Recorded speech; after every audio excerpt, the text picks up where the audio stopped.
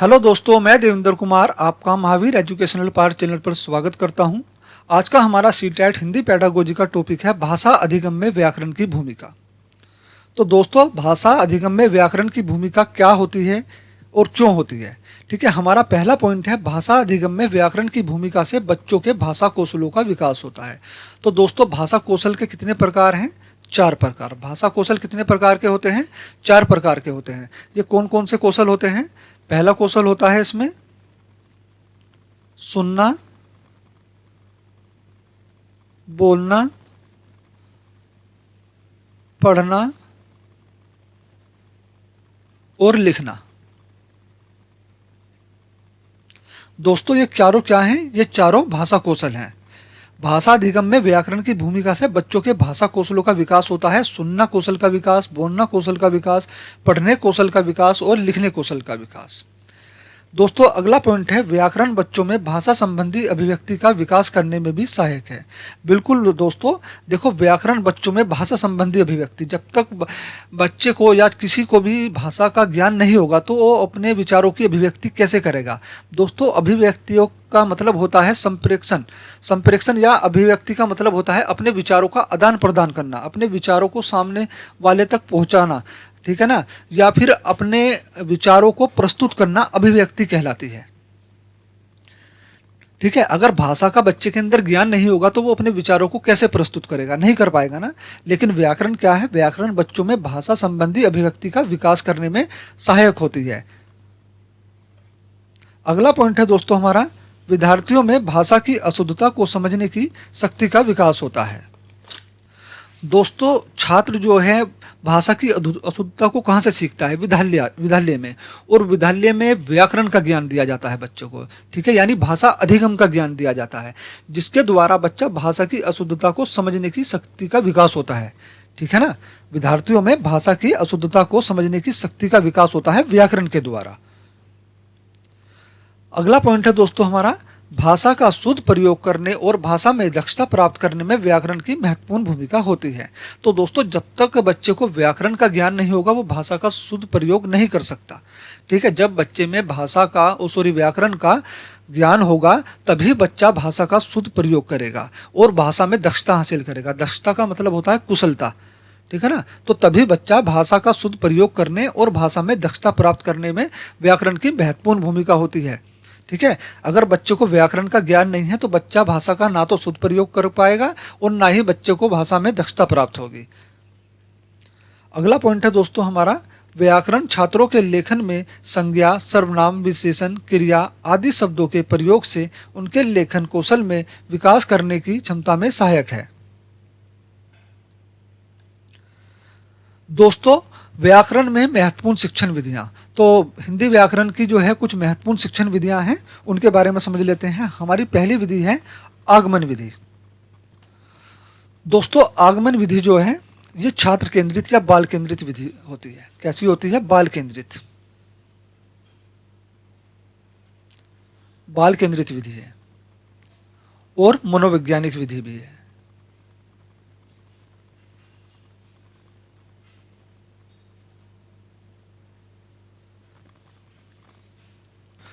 दोस्तों, इस विधि में होता क्या है कि शिक्षक जो है छात्रों से बहुत सारे उदाहरणों को हल कराता है। ठीक है ना, जब छात्र बहुत सारे उदाहरणों को हल करते हैं और धीरे धीरे हल करते करते छात्र चाहें किसी एक निश्चित पैटर्न पर पहुंच जाते हैं या एक किसी नियम पर पहुंच जाते हैं। ठीक है, इसको क्या कहते हैं? आगमन विधि कहते हैं। ठीक है दोस्तों, इस विधि में क्या होता है? उदाहरण से नियम की ओर जाते हैं या उदाहरण से नियम की उत्पत्ति होती है। किस विधि में? आगमन विधि में। और दोस्तों, आगमन विधि जो है ये हिंदी व्याकरण की सर्वोत्तम विधि है। ठीक है, आगमन विधि व्याकरण की सर्वोत्तम विधि है, क्योंकि ये बाल केंद्रित है और दूसरी मनोवैज्ञानिक विधि भी है।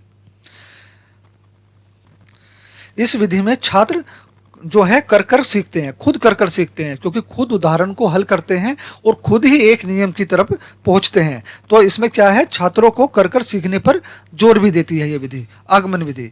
आगमन विधि के कुछ सूत्र हैं, जैसे ज्ञात से अज्ञात,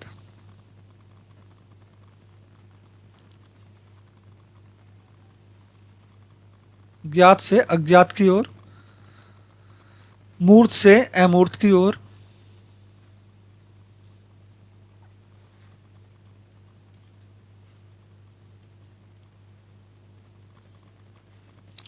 ठीक है, सरल से कठिन की ओर,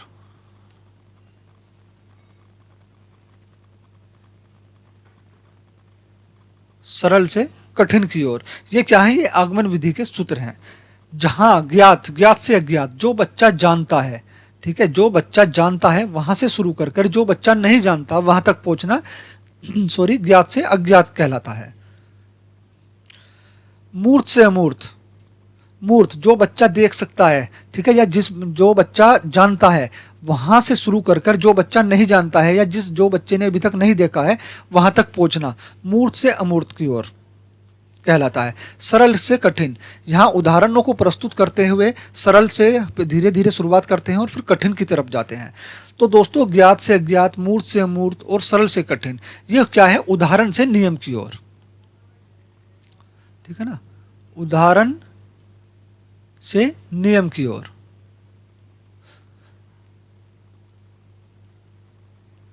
अगर एक शिक्षक ज्ञात से अज्ञात, मूर्त से अमूर्त या सरल से कठिन या उदाहरण से नियम की ओर जा रहा है तो वो कौन सी विधि है व्याकरण की?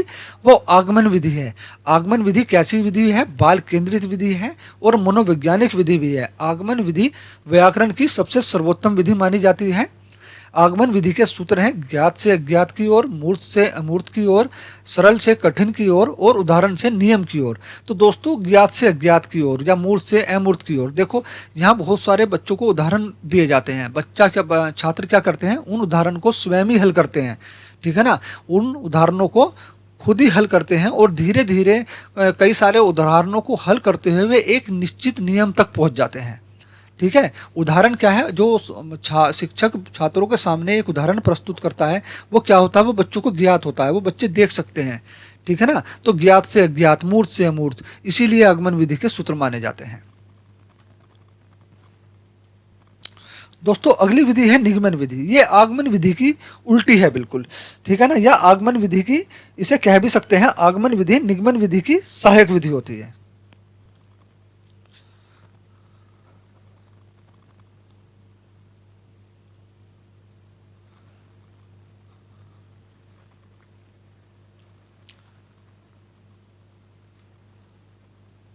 आगमन विधि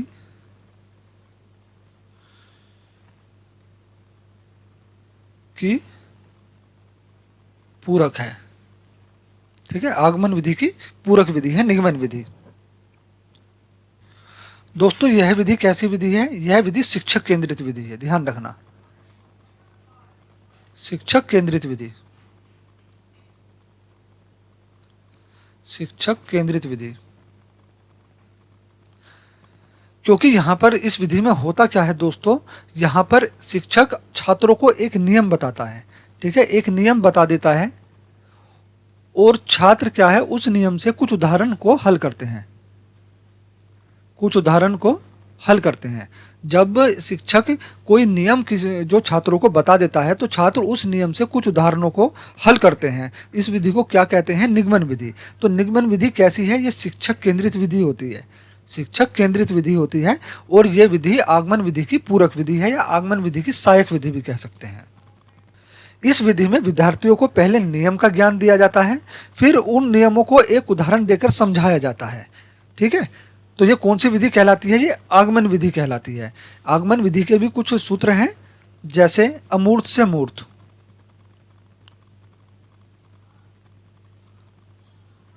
अमूर्त से मूर्त की ओर, ठीक है, नियम से उदाहरण की ओर। क्योंकि यहाँ पर पहले शिक्षक छात्रों को एक नियम बता देता है, उसके बाद छात्र जो हैं उदाहरणों को उस नियम से हल करते हैं।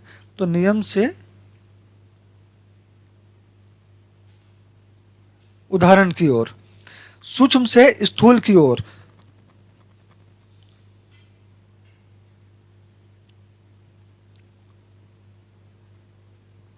सूक्ष्म से स्थूल की ओर, अमूर्त से मूर्त की ओर, अमूर्त से मूर्त की ओर। कौन सी विधि जाती है? निगमन विधि। दोस्तों निगमन विधि कैसी विधि है? आगमन विधि की पूरक विधि है या सहायक विधि है? निगमन विधि शिक्षक केंद्रित विधि कहलाती है, और क्योंकि इसमें शिक्षक छात्रों को एक नियम बताता है और छात्र उस नियम के द्वारा कुछ उदाहरणों को हल करते हुए जाते हैं। तो निगमन विधि के कुछ सूत्र हैं: अमूर्त से मूर्त की तरफ जाना, या फिर नियम से उदाहरण की तरफ जाना, सूक्ष्म से स्थूल की ओर जाना, अमूर्त से मूर्त की ओर जाना। ये किसके सूत्र हैं? ये है निगमन विधि के सूत्र। दोस्तों अगली विधि है भाषा संसर्ग विधि। भाषा संसर्ग विधि को योग संपर्क विधि के नाम से भी जानते हैं।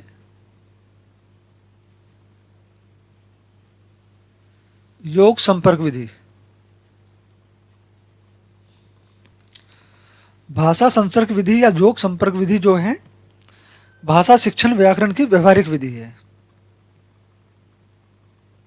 भाषा शिक्षण व्याकरण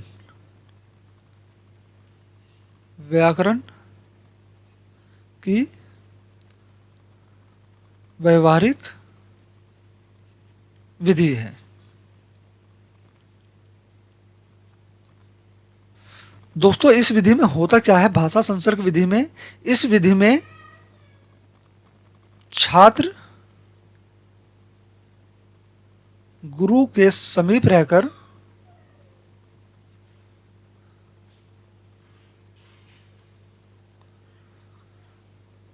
गुरु का अनुकरण करके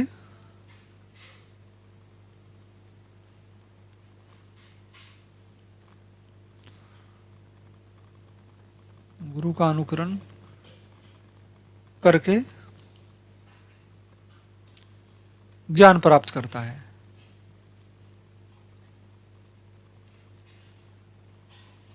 तो जिस विधि में छात्र गुरु के समीप रहकर गुरु का अनुकरण करके ज्ञान प्राप्त करता है वो कौन सी विधि है? वह भाषा संसर्ग विधि या योग संपर्क विधि कहलाती है। भाषा संसर्ग विधि भाषा शिक्षण व्याकरण की व्यवहारिक विधि भी है। दोस्तों अगली विधि है हमारी व्याख्यान विधि। दोस्तों यह सबसे प्राचीन विधि है, ध्यान रखना, यह सबसे प्राचीन विधि है।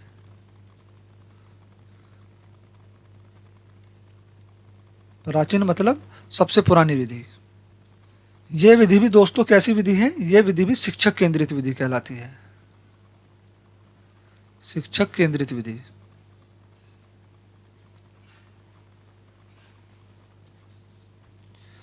इस विधि में शिक्षक की भूमिका अहम होती है दोस्तों।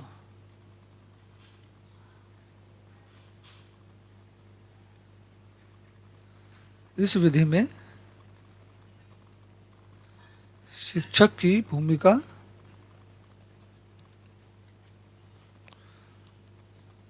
महत्वपूर्ण होती है।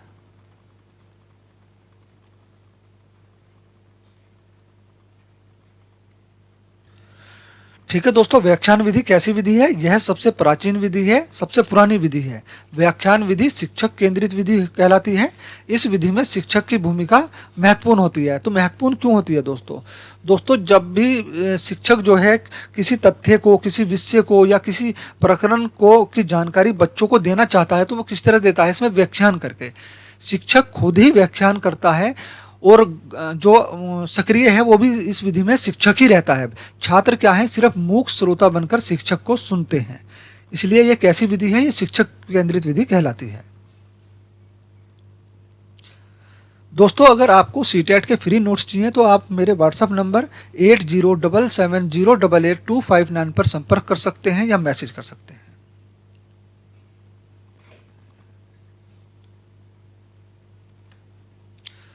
दोस्तों अगली विधि है परंपरागत विधि।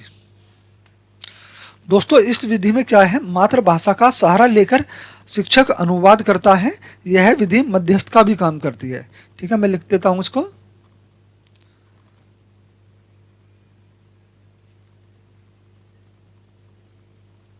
इस विधि में शिक्षक बच्चे की मातृभाषा, ठीक है ना,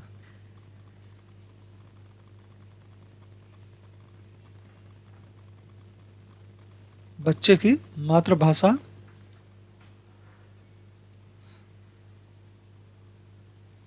का सहारा लेकर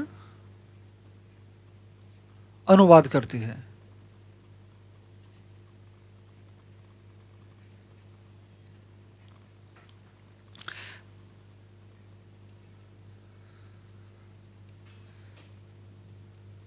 यह विधि मध्यस्थ का काम करती है।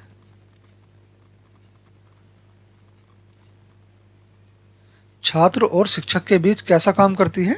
मध्यस्थ का काम करती है। यह विधि परंपरागत विधि कहलाती है। इस विधि में शिक्षक बच्चे की मातृभाषा का सहारा लेकर अनुवाद करते हैं। ठीक है दोस्तों, अगली विधि है हमारी प्रत्यक्ष विधि। इस विधि में क्या है दोस्तों? प्रत्यक्ष विधि में शिक्षक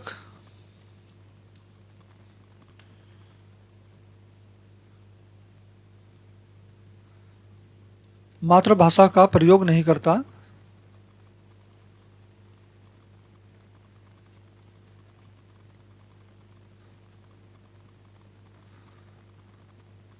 बल्कि सीधे ही अनुवाद कर देता है।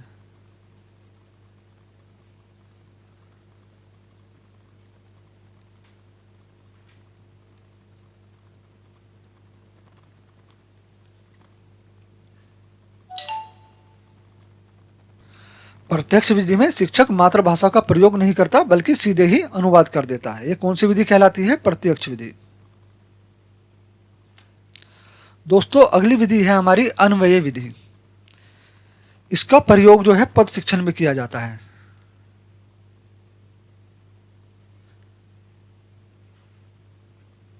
इस विधि का प्रयोग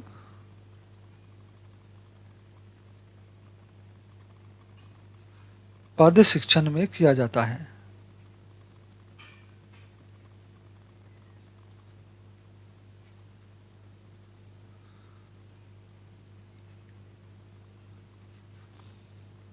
अन्वय विधि। ठीक है दोस्तों, अन्वय विधि का प्रयोग कहाँ किया जाता है? पद शिक्षण में। जब शिक्षक को पद पढ़ाना पड़ता है या पद की व्याख्या करनी पड़ती है, उसका अर्थ बताना पड़ता है, तो शिक्षक किस विधि के द्वारा करता है? अन्वय विधि के द्वारा। अगली विधि है दोस्तों कहानी विधि। दोस्तों, इस विधि से छात्रों में शुद्ध उच्चारण की क्षमता का विकास होता है।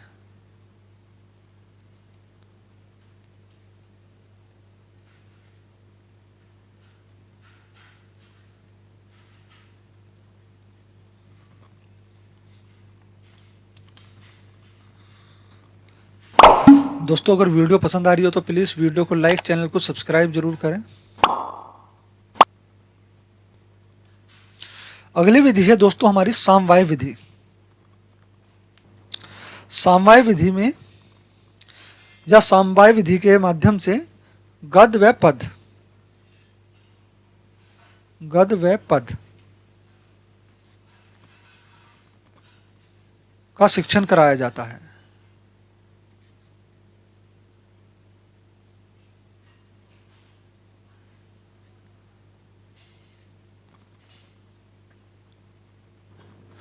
तो दोस्तों, अगली विधि है हमारी अनुकरण विधि, पैवलाव। दोस्तों, पैवलाव ने कहा है कि सर्वाधिक भाषा का विकास, ध्यान रखना, सर्वाधिक भाषा का विकास जो होता है वो अनुकरण विधि के द्वारा होता है या अनुकरण से होता है। ठीक है, सर्वाधिक भाषा का विकास किसके द्वारा होता है? अनुकरण के द्वारा होता है। पैवलाव ने अपना प्रयोग कुत्ते पर किया था। ठीक है दोस्तों, इस विधि में क्या होता है? बालक अनुकरण करके सीखता है। अनुकरण मतलब नकल करना। तो इसलिए इस विधि को जो है अनुकरण विधि कहा जाता है। इस विधि में बालक अपने शिक्षक का अनुकरण या शिक्षक की नकल करके सीखता है। इस विधि के अंतर्गत बालक शिक्षक के उच्चारण को सुनकर वाचन करता है, यानी शिक्षक को सुनकर बोलना सीखता है। ठीक है, पहले शिक्षक बोलता है, फिर बच्चे उसका अनुकरण करते हैं। तो कौन सी विधि कहलाती है? अनुकरण विधि।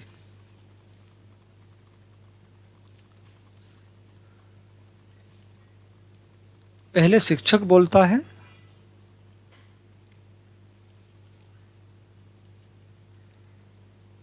फिर छात्र शिक्षक का अनुकरण करते हैं।